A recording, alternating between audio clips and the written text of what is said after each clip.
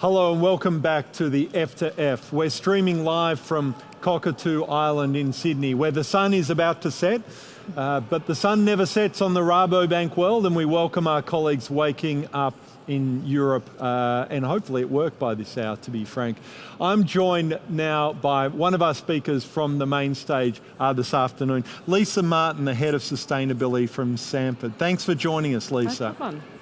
Lisa, Sanford is one of New Zealand's largest seafood producers, and a company Rabo is proud to call a client.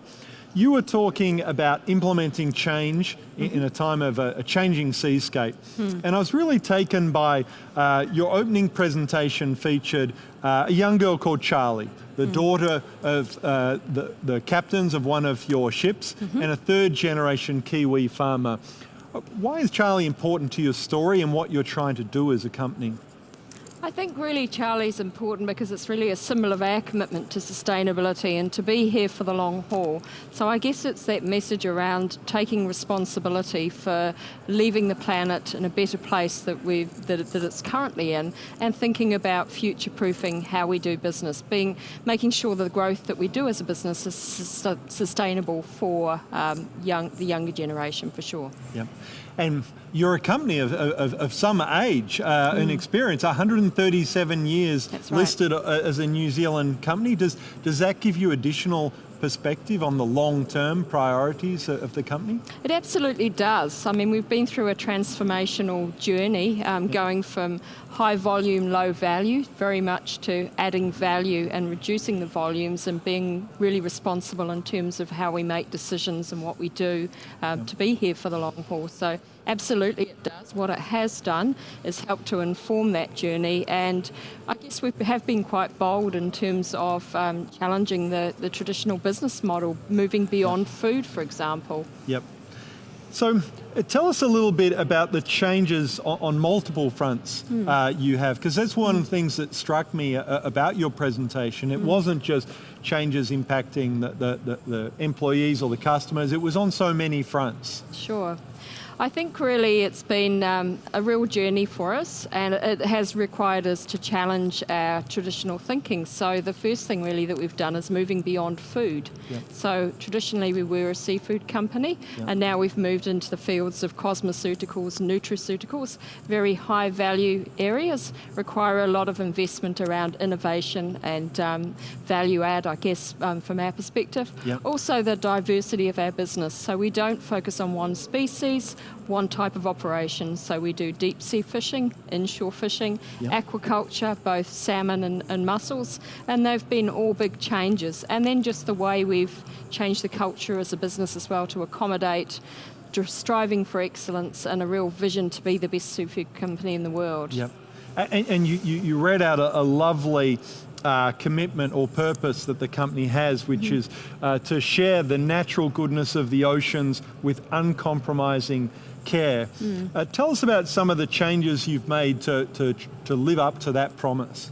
I think really some of the changes that we've made is care is very much a fundamental part of our values, as is passion and integrity. So it's really becoming more of a purpose-driven business and a values-driven business. So with the purpose, it's very much about connecting our employees to something that goes beyond profit, making sure that they are connected to it and that they are contributing also to that journey. So that's been really important to us. Yep.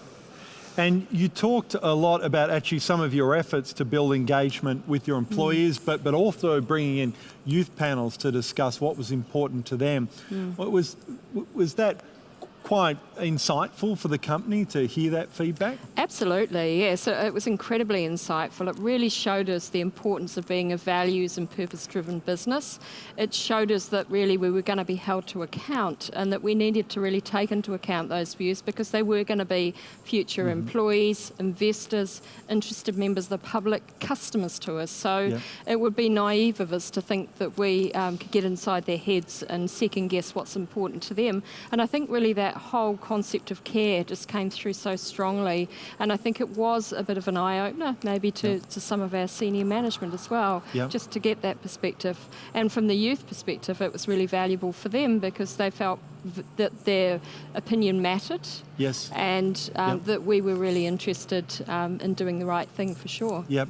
And one of the things you've been working on that you presented today was the area of marine plastics as one of the areas where you're looking to make a contribution to improving that situation that I bet resonated with that youth group. Tell us a little bit about what Sanford has done in that area. Well, in that area, it's quite a confronting problem, an issue for us, being in the seafood industry. But I guess we recognise that we can both add weight to the enormity of the issue by raising awareness, but also looking inside our own operations and the opportunities that we've got to reduce our own plastic use throughout our business. And that's everything from the ropes that we use to the packaging waste that we have and how we can influence the supply chain or the value chain in that area. So it was really important on a number of fronts. And I guess the other aspect to it is really raising awareness amongst our employees around the difference that they can make. So the message there was that everybody can do something. Yep. It's not just large companies, or it's not other places in the world where it's perhaps perceived to be a bigger issue than New Zealand. It's everywhere, effectively. And climate action was another area on your list where the companies look to really take that on as a priority to make a contribution there. What are some of the things that Sanford have done on that front? Well, on that front, it's been to some extent around raising awareness of the issue and then looking inside our own operations about what we can do to reduce. So we run big vessels, processing plants, so we have an opportunity to reduce our own carbon footprint and also to influence our supply chain as well in terms of how practices are carried out. The other aspect, I guess, is around the whole mitigation and adaptation to climate change. So both ourselves as a business, we can influence that, but we can also influence our own industry and wider industry. So as an example, in New Zealand, 60 CEOs originally signed up to a Climate Leaders Coalition. It's now up to somewhere around the 100 mark. So we've helped to bring suppliers on board on that journey. So it's been really good. So you've talked about engaging with youth coming up who may one day work for you or be your customers. I know the company speaks to investors about these issues. How do you demonstrate your high standards of sustainability and improvements on those fronts to the end consumer, and hence try to be rewarded for that, as well as doing the right thing to recoup at least the costs and hopefully get a premium for it? Some of it's around branding of our products. So by branding and demonstrating the provenance of the products that they're able to purchase, it's made quite a difference. So even 5 years ago, a lot of our product would have been frozen block form, and now putting it in nice branding, having organic certifications, best aquacultural practice certifications and others, it does make a difference. And increasingly we are finding that customers do want to know that information. And also on the consumer end of things, opening up our Auckland Fish Market, upgrading that significantly, having a seafood school, all of those connect us directly with the consumers and then allow us to tell our story more effectively than if we're working through third parties, for sure.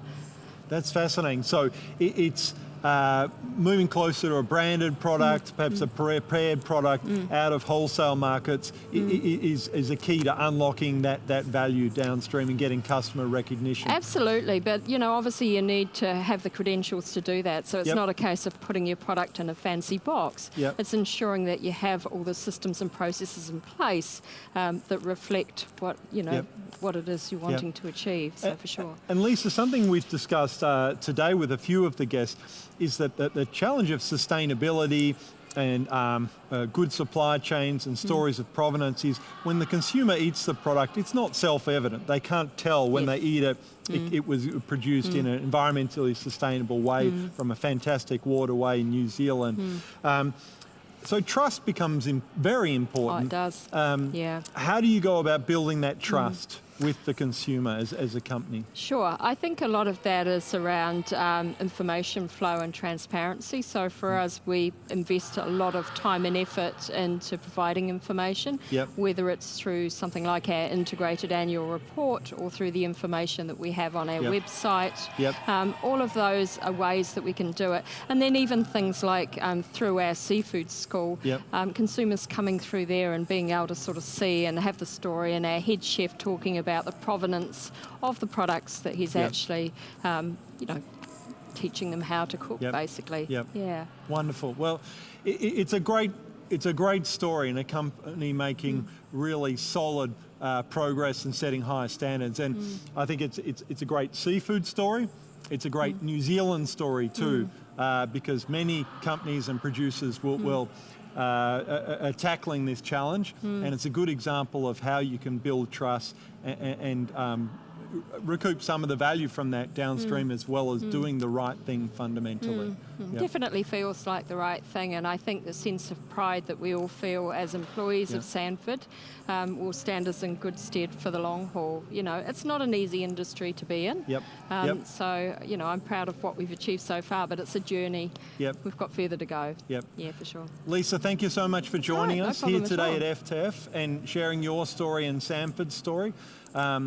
We hope you can join us for dinner. The barbecues are cooking out the front. Some happiness from the beer. Yep, the beers are starting to open. So thank you very much for joining us. No problem at all. Thank you for joining us on live stream at F2F this afternoon. Bye for now.